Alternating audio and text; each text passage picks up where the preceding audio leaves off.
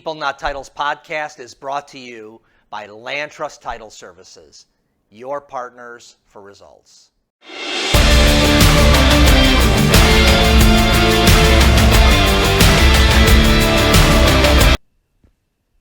Well, hello everyone. This is Steve Kaempf with the People Not Titles podcast, and we are here now for our third rendition of Market Trends, and I'm here with our Senior Marketing Manager, Matt Lombardi. Matt, welcome again. You are the star of the show. The fan mail is coming in, and literally we don't have enough room to store it all.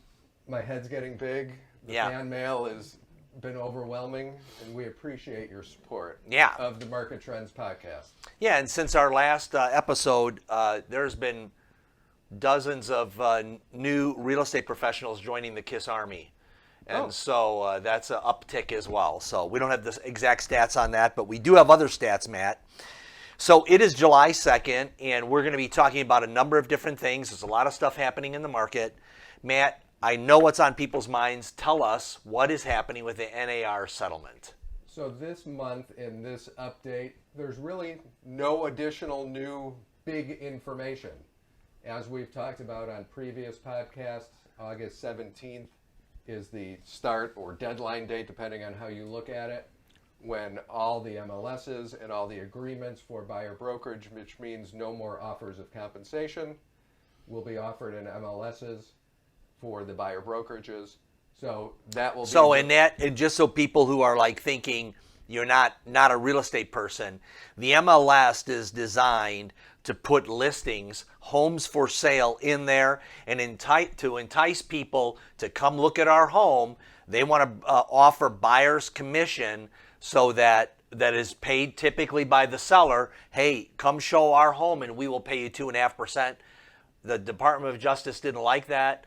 The NAR is now about getting rid of that, and so now when you see a listing in that MLS, there will be no more offer for the buyer's agent to make compensation. The buyer's agent is left to define his value or her value and negotiate that compensation from the buyer.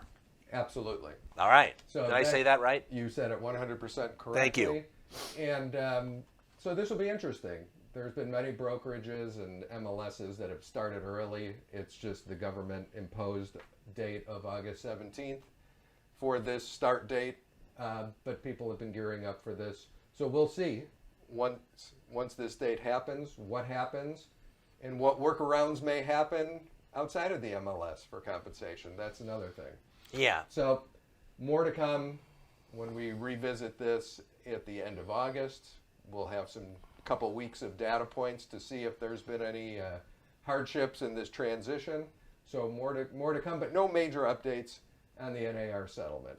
Okay, we have talked if you can go back to previous episodes to talk about with the impact on real estate brokerages, the impact on agents, the impact on professionalism, and we're not going to do that today, but we will, I think, as we get closer to that date, we'll start to get a finger on the pulse of how everyone's feeling. I would say not much has changed other than I think some people maybe were thinking it's not that serious or it's going to go away or it's going to keep the same old. People just talk about changing. This is changing. The toothpaste is not going to be put back in the tube. Right. In previous episodes, we talked about NAR membership, how this may impact negatively the roll call of realtors across the country, how some may drop out. So if you're looking for more information and more details, definitely look at one of our earlier podcasts, Market Trends podcast, where we talk about this. But definitely more to come in the real estate world as this August 17th date hits. Okay. And so, Matt, the Department of Veterans Affairs has made an adjustment to their loans, I think in an effort to help the military buyers to adjust to this. So talk about that just a little bit. Yeah, so just a couple of weeks ago, the VA introduced a temporary rule change that's going to allow military homebuyers to use their loan benefits to help pay the buyer brokerage commission that normally what we're talking about with the NAR settlement is going to go away. And so this loophole or rule change which will go into effect on August 10th. There's no deadline date for it at this time, but I think the VA wanted to keep this in place so, as you said, for the military and veteran home buyers out there, that there is still the ability for them to use and pay for that buyer brokerage commission. And will it be able to pay? So if I'm a military person and I want to buy a home and I want to have a buyer's agent working on my behalf, can I pay the entire buyer commission off of the through the VA loan? I believe so, but don't quote me that is 100% Okay. correct. I'm trying to see here. No, I think the most simplistic thing is for home purchasers, they could use their VA benefits to cover the broker agent commission. Okay, so more to come on that, but I think you're already seeing the first round of federal financing options that is going to allow for the buyer's agent to make their compensation somewhere built into the loan. Right, which I find this rule change kind of funny because one part of the government is saying, do not do this, and now you have another regulatory body saying, no, you can, because military we hold at a higher regard and we want to have this easier, better for you, which should be the case. Right. So I'm eager to see what happens after August 17th. And as you see in the governmental landscape, there's so many changes happening. Who knows what's going to happen? Especially as it impacts real estate in the industry. So, like, step one is to bifurcate and take out, commission for the listing agents and the buyer broker commissions over here. I could see in 5 years them coming back and saying, you know what, the old way was better. And let's do this. And not to look into a crystal ball into the future, but things change. Things sound good. Like, yeah, this makes sense. And maybe it doesn't make sense years from now. And hopefully there'll be reasonable people looking at this and saying, maybe the original old way wasn't bad. Yeah, I think the issue is going to be, Matt, if I'm a VA buyer and I'm buying, let's just for simple numbers, I'm buying a $100,000 home, and now I have to pay 2.5% commission. I'm going to naturally finance that in. You're going to have the government insuring loans that are potentially underwater because that buyer's commission is now on top of it. And so I think that as opposed to the seller used to having to build that into their price and taking the hit on that, in this case, the buyer is going to have to build it into their loan. And so that's going to be the shakeout is, are lenders willing to take the risk to finance in the buyer's commission? That's one thing. The other hand, if not, are buyers willing to pay this commission up front, and are they able to pay, willing and able to pay? True. Okay, we've been talking about this. True. Okay, Matt, let's talk about inflation and mortgage rates. So we're Sock it to us. So starting with inflation, the Fed last meeting was on June 12th. Yeah, and Matt, at the beginning of the year, we were going to have 50 rate cuts all throughout the year, right? Right. And then all of a sudden it was like we aren't going to have any, and now we have different news. Right. So in June, no rate cuts were implemented.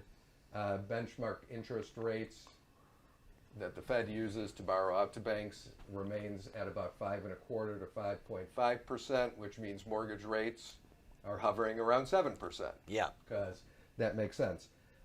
As Steve just said, earlier in the year, everybody was exuberant, excited. We're going to have 3 cuts. We're going to have 4 cuts. And then in May, they met and said maybe 1 to 2. This meeting now comes out probably 1. Probably maybe. Probably maybe.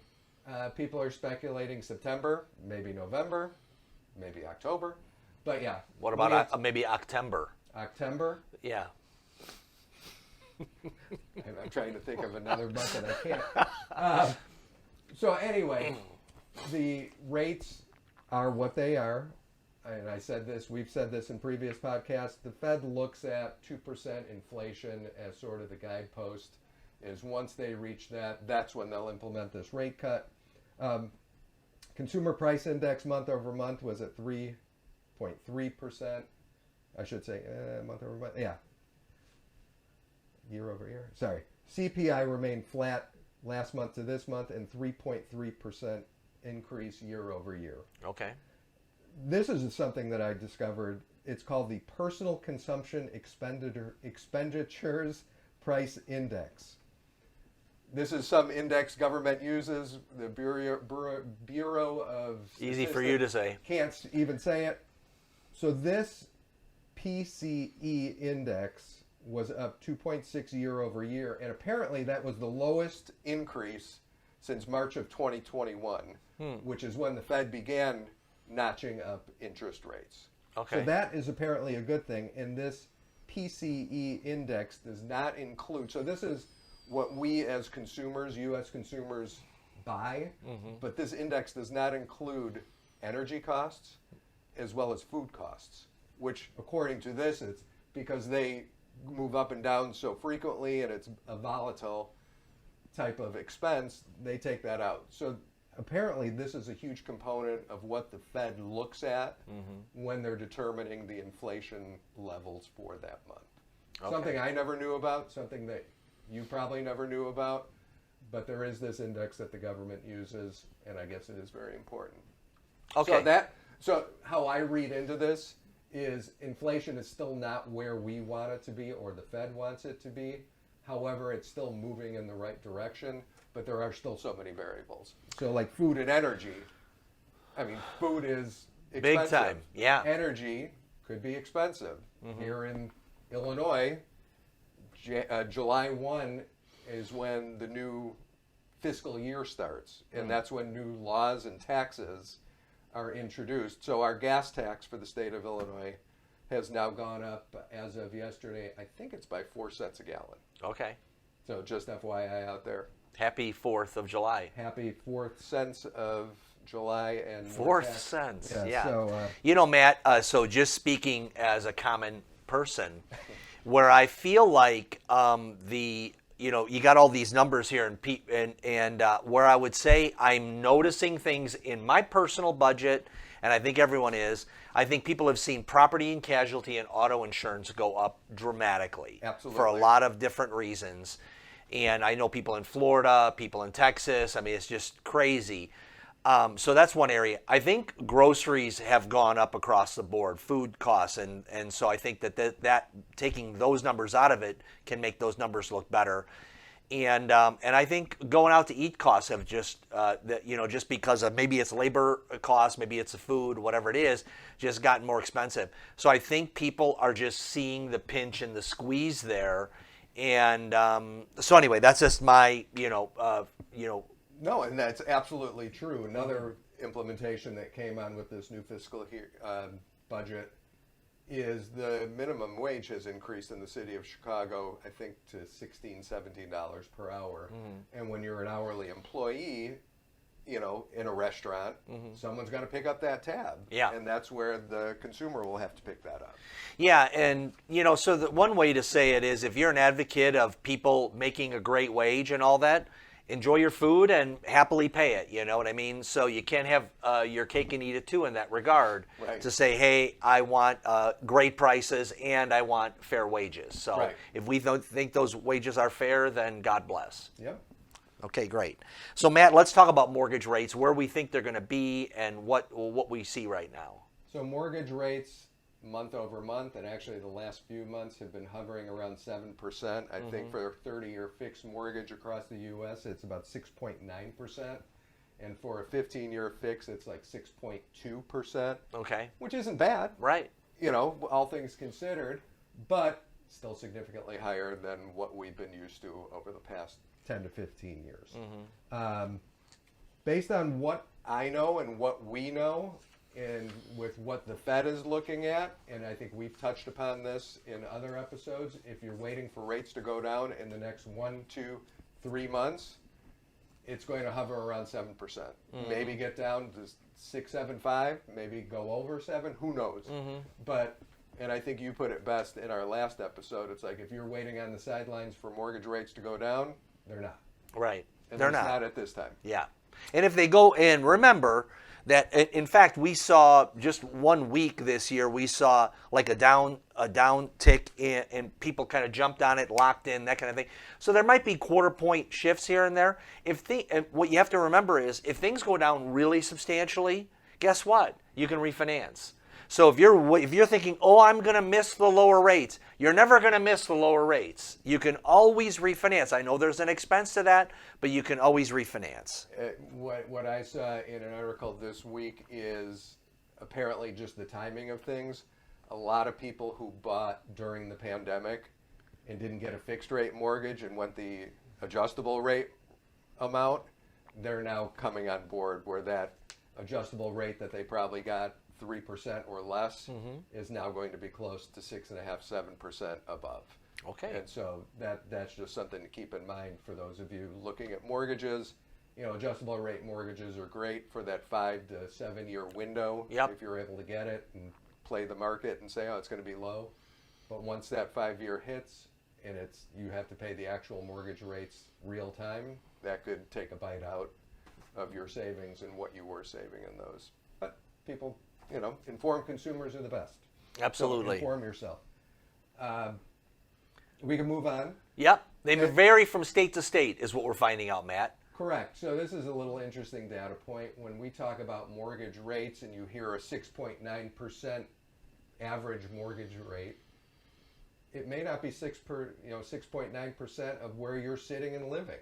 Mm-hmm. And it varies state by state, location by location. Mm-hmm. And I guess it does make sense because when you see an average mortgage rate in city of Chicago, or you see in Honolulu, Hawaii, it's 0.25 basis points lower. It's like, why? And so there's a lot of factors that come into that. But the bottom line is there's different mortgage rates depending on where you live in the country. According to this article that we're referencing, it could be as much as almost 40 basis points. So that would be like 0.4%, which doesn't sound like a lot. But when you amortize that over a 15, 30-year time frame, that could be 100, depending on a $400,000 house, $100,000 to $150,000 in extra interest payments that you would be paying. And so it pays to shop around. Right. And so why is it different from location to location? There's a couple things. One is supply and demand. Another is the amount of competition in that marketplace. So let's say in the Chicago or Wisconsin marketplace, there's a lot of lenders. There's a lot of credit unions. There's a lot of banks. There's a lot of financial. People are fighting for the business. They got to lay out their very best. Right. And so when you're competing, what is the first question that someone's going to ask if they're talking to get a loan? What's your rate? Yeah. And then on top of that, what are the other expenses? But number one is the rate. So that's why there is competition, and that's why there are different rates across the country. And obviously this is a stupid thing to say, but if your credit score is better, say 700 or above, you're going to get a better rate than someone with a lower credit rate. Yeah, so when you hear, oh, my friend got this or my friend got that, there's a lot of variables, right? There's credit, there's assets, there's down payment, there's type of loan, there's the market that you're in, there's the size of whether you're doing a jumbo or whether you're doing a conventional or whatever it is. So there's all kinds of variables. But the key point is with your specific criteria, your specific credit profile, what is the best that you can do? And the bottom line is if you are in the market or looking to buy property and you're looking for financing and getting a mortgage, shop around. Don't just lock yourself into one bank or lender. Shop around because there are numerous providers out there. And in fact, there's one that we know of called Key Mortgage. Yep. That does this program called a second look, which means if you come to them with I have financing from fill in the blank, they will look it over, give a second look, and I think their rate is 70 to 75% of the time they can provide a better rate and offer it better to the client. Yeah, so it's always a good idea to shop around. Absolutely. So Matt, let's talk about mortgage closing costs. We say here that they're in the hot seat. What's happening with closing costs? Right. So earlier in June, June 11th to be specific, the Consumer Financial Protection Bureau, the CFPB, which was established out of the Dodd-Frank Act in 2010. Out of the Big Short. Right, Big Short. So Dodd-Frank Act was enacted after the S hit the fan. Yep. And the CFPB was created. It consolidated a lot of governmental organizations into one. And their job and goal is to protect us as consumers from financial situations that will impact us. Okay. So they launched an inquiry. I feel safer already. Well, yeah. So they launched an inquiry in what they are calling junk fees in the mortgage closing costs. And Wait a second, Matt. Are you saying there's junk fees in the mortgage apparently, business? Allegedly. Okay, allegedly. Allegedly. Okay, that's so fair. According to CFPB, junk fees are those that far exceed the marginal cost of the service they purport to cover. That's a good government line right there. Yeah. So in other words, if you have an appraisal or if you have a credit report, you have to charge you cannot overcharge those fees. There's a strict view on that. And so just know, typically when you're getting a mortgage, most of those fees that you see on there are straight pass-through fees of what are the hard costs of actually providing the service. Correct. And out of the Dodd-Frank Act came what you see now when you get an app, when you do your mortgage, the disclosure. Yeah. Every piece of information, it's on a piece of paper, many pieces of paper, detailed, like here are your costs. This is your time to answer. What are these things? So, but yeah, so according to them, junk fees include, which you just talked about a little bit. So these could include discount points, credit report fee, home appraisal, title, insurance fee, mortgage origination fees, all those fees that you see on there. And the CFPB feels that a lot of these ancillary, quote-unquote, junk fees may be eating away at homebuyers' ability to pay a down payment on their home, and these higher closing costs could lead buyers to fall behind in their mortgage payments. And apparently, according to their statistics, typical homebuyer paid roughly $6,000 in loan closing costs in 2022, whereas the year before it was $4,800. So that's pretty substantial it is. increase. And a lot of people view the CFPB as just another government organization that's got Big Brother, and some things may be looked at that way. I think the intent is sometimes good, maybe sometimes not good, depending on where you're sitting and seeing what they're doing. The credit card junk fees, the airline junk fees, all concert fees. Yeah. That's the regulatory body that's looking at this and saying, what is this? Give us the true cost. If you're buying an airline ticket, what are we paying? If you're buying a concert ticket, what it is. So to me, that's what this is as well. But questioning what's happening with these quote-unquote ancillary fees in the mortgage process.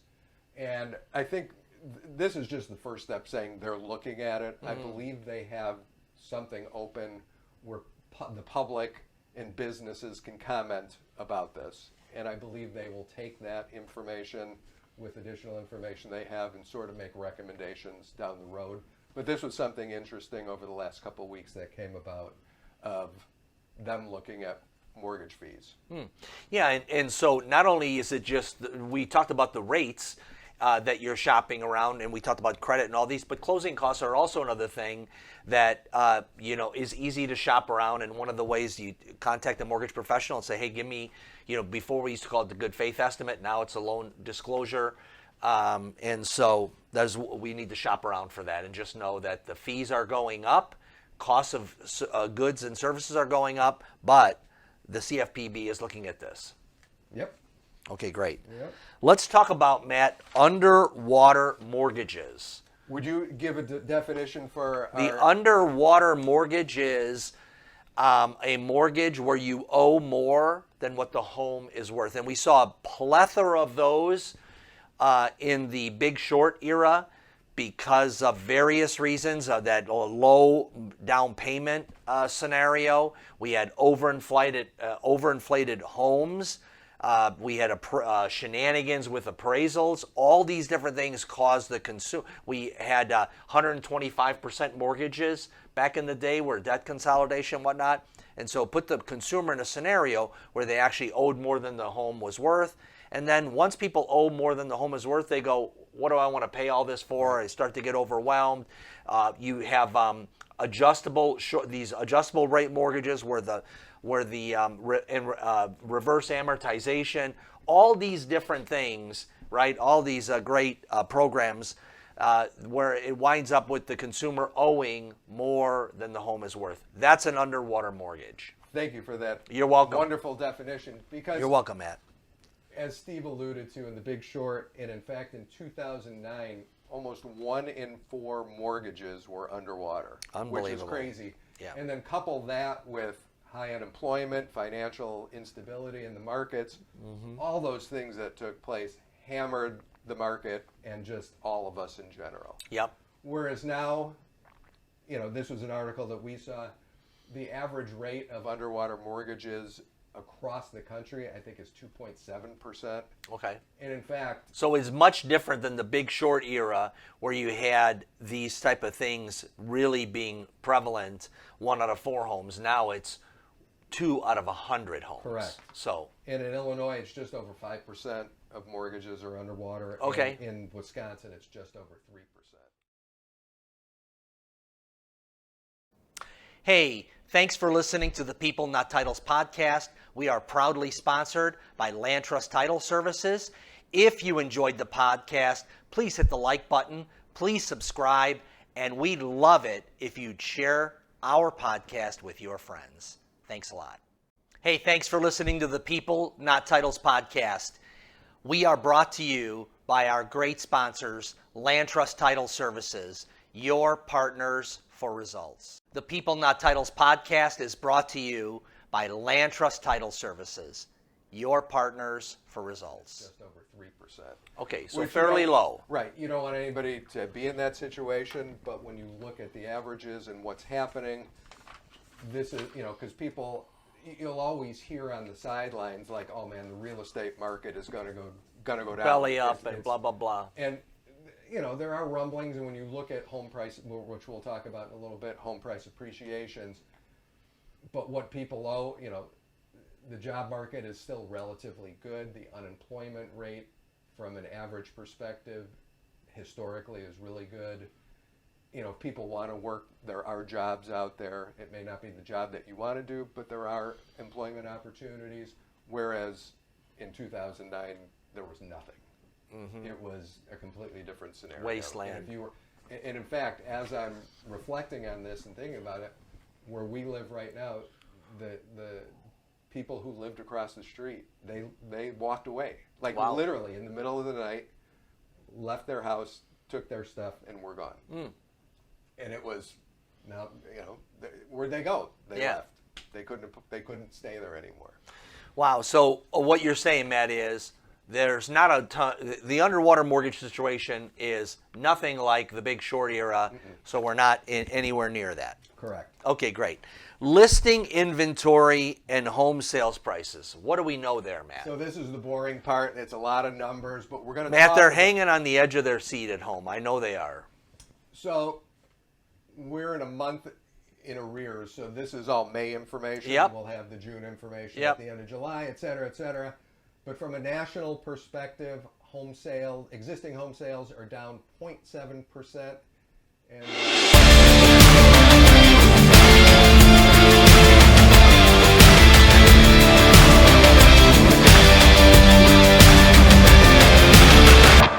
U.S. went up 5.8% to $419,300, which is the highest ever recorded. Wow. So average sales price across the country. Right, the median sales price across the U.S. across the U.S. just over $419,000. Unbelievable. Which that's a lot, Matt. It's crazy. Yeah. Some good news: inventory grew almost 7%, and there's just over a 3.5 month supply. I believe the optimal "quote unquote" month supply people like for a balanced market is 6 months. Okay. So it's still higher short, demand, still low. low supply, high demand. And that number varies state to state for sure. Correct. And Because great. We'll get into that. We'll get into that. Across the U.S., the average days on market is only 24 days. Okay. And I always like throwing this stat out here. All cash transactions accounted for 28% of all property purchases. So a quarter of the homes that are purchased with cash. Bing, bang, boom. So you don't have to worry about private mortgage insurance or getting a loan or rates or paying quote unquote junk fees to a mortgage. You're just paying cash and calling it a day. There we go. We'll focus now and get a little more granular in the Chicago metro area, which would be Cook, Will, Grundy, DuPage, Lake counties. Closed sales were down 1.3% year over year, just under 9,000. However, that's just over 6% better than last month. Median sales price in the Chicago metro area was $360,000, and once again, that includes home and condominium purchases. Inventory is up year over year by 2% at just over 12,000, and the days on market here in the Chicago area is about 22 days, which is 4 fewer than last year. Wow. So if you're putting a home on the market right now, it's going to be quick. You're going to sell it within a month. You're going to sell it within a month. A friend of mine and his wife just sold a month. I told them it would be 2 weeks before they got their contract. I was wrong. It took them 3. Wow. Yeah, I see signs going up in my neighborhood, bunch of realtor cars showing up, and next thing you know, the sign's coming down. Right. And, you know, the houses, and I'll just use my own immediate area, Yep. the houses that I see that are on the market are maybe in an undesirable location, such as a busy street and or overpriced. Meaning the ones that are sitting there. That are sitting there. Yeah. You know, and it's like, if you're not There's a reason why they're sitting there. Right. And so people, I'm not going to get into it. The market is what the market is. So your house is worth what it is worth the day you put it on the market. Yeah. You may feel my house is worth X amount of dollars, but the market will dictate what your house is actually worth. You know, Thank so you. when people say, well, I need to get $600,000 from this sale. Well, you could list it at $600,000, but the market area you're in is $100,000 less. Yeah. So, anyway, Yeah, so even though home prices have gone up, there's a limit to that, and there's a price that your house is going to sell at, and it's probably not going to sell for much more than that. Right. So in Chicago, we talked about this last month. You know, it's pretty flat month over month. Year over year, it's a little better. Still high demand, low inventory, which is why the prices go up and houses are not sitting out there. Right. Moving on to the state of Wisconsin, that has been a great success story in terms of the real estate market and industry. Closed sales just over 6,500, which is 11% higher than last year. And it's actually the 5th straight month. So from January through May, it's climbed in terms of closed sales. Median sales price for the state of Wisconsin was $315,000, just over $315,000, which is 7% higher year over year. And I think in the southeast Wisconsin, Lake Geneva, Milwaukee corridor, I think it's $370,000 median sales, maybe even higher. Inventory is up just over 5%, which is good. That's great. Just over 18,000. And the days on market for the entire state of Wisconsin is actually 68 days on market. Wow. To sell a property. But that's accounting for a lot of different things. And especially in the resort areas, the lake areas, those aren't going to turn when you're selling $1 million lakefront Right, home. niche properties. Right, so those will sit on the market significantly longer. But yeah, that's what's happening nationally in the Chicago area and the state of Wisconsin. So I would say relatively flat. Wisconsin is on a positive uptick. We had said last month we're waiting for the tsunami here in the Chicago or Illinois marketplace. I think we're still waiting for We're that. still waiting for it. You know, and it's been pretty flat. And what we see in, you know, upcoming, it's flat. Yeah, still flat. At best. Right. And so people are talking optimistically. Who knows? We may see it. But right now, it is still feels like just like a stuck market. Okay, housing affordability, Matt. Let's talk about new home construction. What have we got on that front? Yeah, so this bucket of information is talking about the afford, like, can you afford to buy a house? Yeah. Can you afford to stay in your house? Yeah. So that's what this is. But there was an article from the National Association of Home Builders CEO. He was quoted in there and had some things to say. NAHB is sort of the counterpart to the NAR, where they're focused and they work with construction companies, but also builders, developers. But they're the ones who come out with every stat, data, and are working with the new home building community. So condos, developments. He said, the CEO of NAHB said, inflation and the current regulatory environment are negatively affecting whole home building and sales.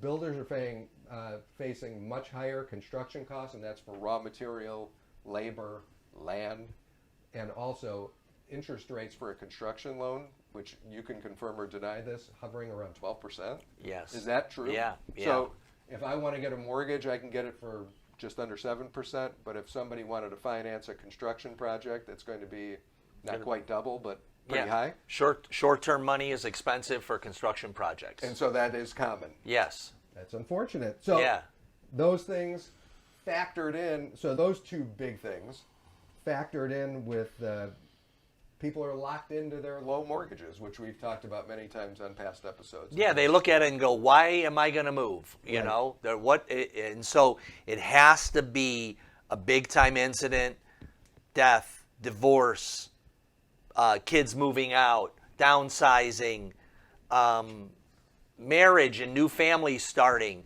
whatever it is. But otherwise, people just aren't getting off the schneid on that. So, in some, there were some positive signs this year with new home building and construction, but that also has been very stagnant and flat. And if you look around where you live, there's some developments. There are some homes and places being built, but it's few and far between. And a lot of times it's because of the regulatory environment of the local community, the city, the village, the state. Some are more open to have development in there. Some are not. In the city of Chicago, each alderman, each ward can say thumbs up or thumbs down to building projects. I see that in my own little ward and area. And I know that's common in other places too. So, from regulatory, from a legal standpoint, a lot of developers don't want to deal with that. When you have to deal with politicians, you may not want to do that. But, just the labor costs and the raw construction, the prices of lumber, of steel, of all that, we sound like a broken record. Everything just continues to go up. And there will be a day of reckoning where it's like, the playing Can't go any field further. will at some point level out. There will be a downturn, and then it will level out. But at this point in time, it's not happening. So fewer developments, fewer new homes being built, which adds to the shortage for people trying to buy stuff, which inflates the prices. Absolutely. Next on housing affordability was an article from Bankrate.com. They estimate how home ownership costs are 25% more now than in 2020. And this stat, I'm going to throw this out there, shows the average annual cost for owning and maintaining a typical single-family home, and this does not include your mortgage payment, is just over $18,000. So when you factor in home insurance, maintenance, utility costs, I think it throws in internet bills, absolutely crazy. So when you talk about buying a property, and especially for first-time buyers out there, factor in, talk to your real estate professional to really come up with, like, what is the true actual cost of home ownership. The first step is obviously the financing and understanding what your monthly payment is going to be when you factor in insurance, real estate taxes, and your mortgage payment. Those are the big things to look at. But when you factor in, hey, what is it going to cost me for if my house has natural gas, the electricity, if I want internet, if I have to pay for water, or how much is my water rate? Right. So, that's just a nugget of advice for people who are on the first time buyers, is to really understand the true costs of home ownership, of what you're stepping into, because it is much more, and it's not a bad thing. Right. You know, home ownership, there's many other statistics that Yeah. say if you own a home, you're more involved in your community. Totally. You know, Yeah, you're more and I was just invested. gonna talk about that. You know, we talk about the cost and the investment, and part of the reason that the costs are going up is because of the value of that people have placed on home ownership being high. Right? You're in your community. There's nothing like the neighborhood. I mean, you've been in your place for a long time, Matt, and so have I. The schools, all the things that you can do to raise a family, to create friendships, to build a home and a house where you create stability and all those kind of things. You're not just constantly moving around, stuff like that. So there is tremendous value in that. It's just that the cost to get that value out is just going up, and it's something that I think you have to really sit down and determine, what do I want out of my life? What am I willing to prioritize? Is this important for me? And when you start to weigh the benefits of it, you start to go, okay, wow, I'm paying a little bit more for that, but the benefits are great. So we're fans of home ownership. Absolutely. And Yeah. it's the way to look at it, it's like a forced savings account where in theory and hopefully your home is appreciating in value. So the longer you're in it, the more value you will get from it. Plus, if you have financing, you're paying down your mortgage. So your principal and then equity go like this from the start to the finish. So like myself, I still have a mortgage. It's not a big balance, but I know what my home value is, so I have very good home equity. And if and when the day comes where I need to tap into my home equity, I can have do it there. Yeah. You know, but it literally is like a forced savings account. Yeah. So home ownership for all those reasons and more are a good thing. Just know what you're getting into for the costs. Absolutely. And everything. Here's another stupid thing that I'm going to say. I woke up early yesterday. I was watering the flowers, doing some stuff, and I look up at the top of my house and I see this nice little ball of something under the eave. And I thought it was a bird's nest. I'm like, oh, that's nice. And then I took a closer look. Yellow jacket nest. Oh.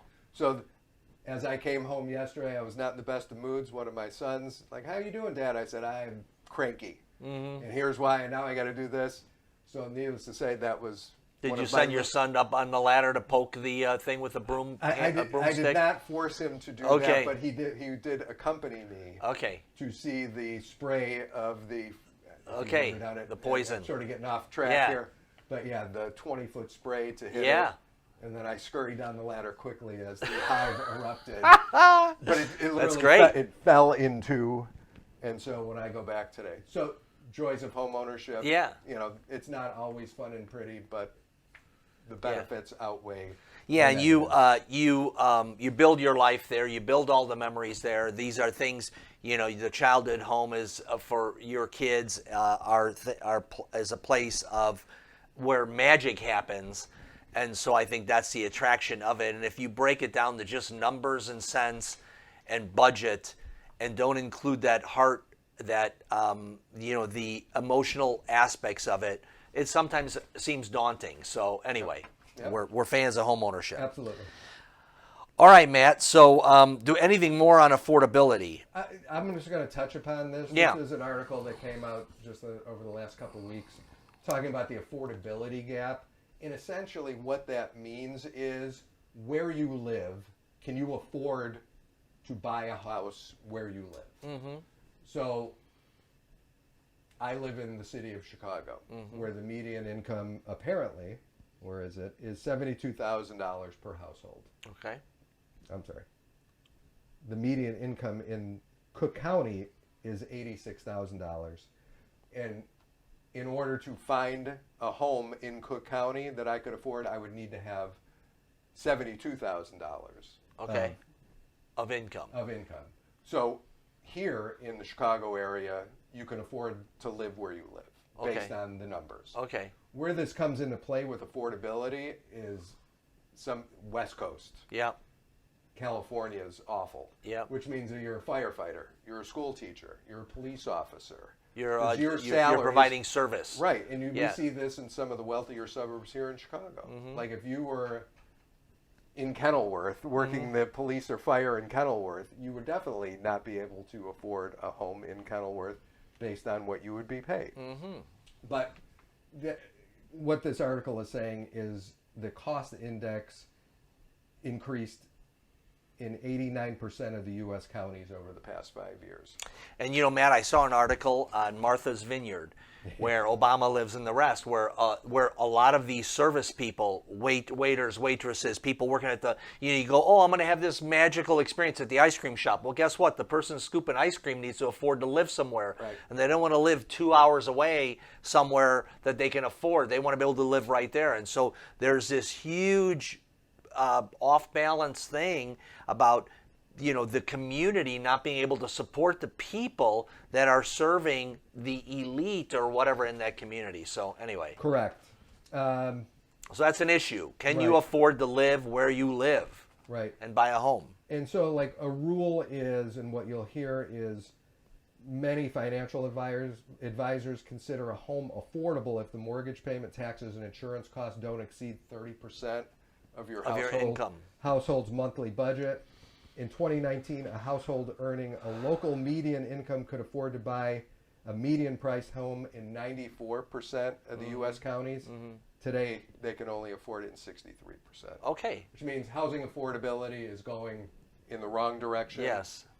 And more people are being priced out based on just their financial situation. Yeah. No fault of their own, just based on the wage of where you live.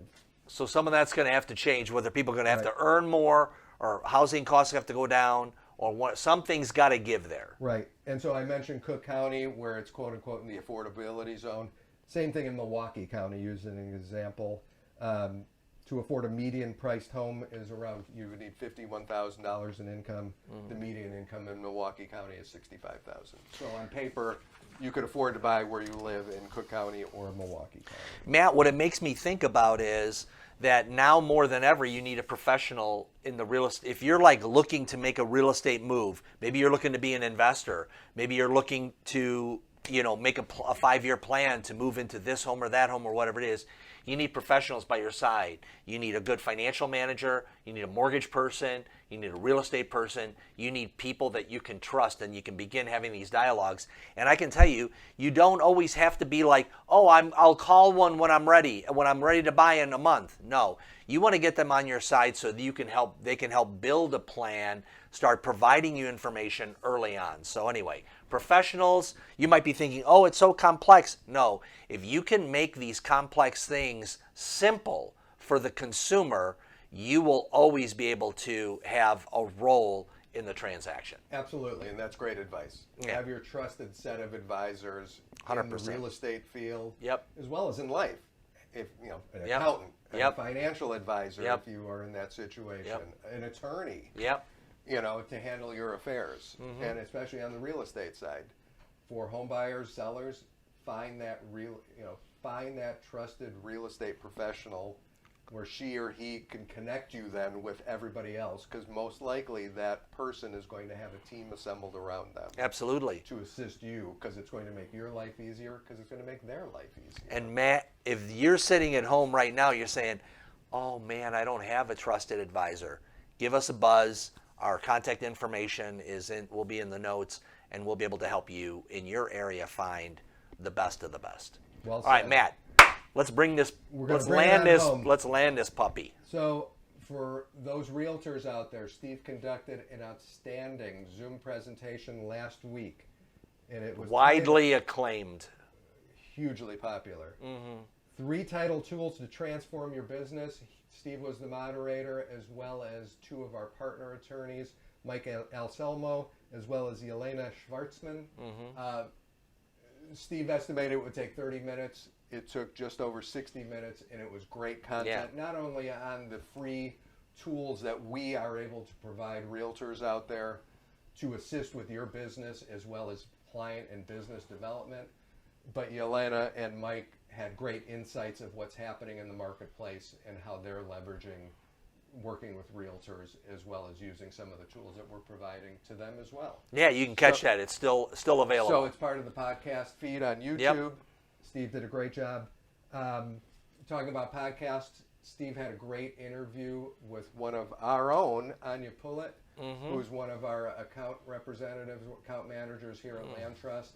If you want to learn about Anya and why she is Her life story. It's actually a very good interview Yeah. that talks, a good balance of personal and professional stuff. But a nice interview, so check it out and you'll learn about one of the key staff people on our team and why we're so successful. Lastly, for attorneys, we have our upcoming summer CLE event in Oak Brook. That is August 13th, and that's Life-Changing Events in title. We've gotten great responses from that. You can register off mylandtrust.com.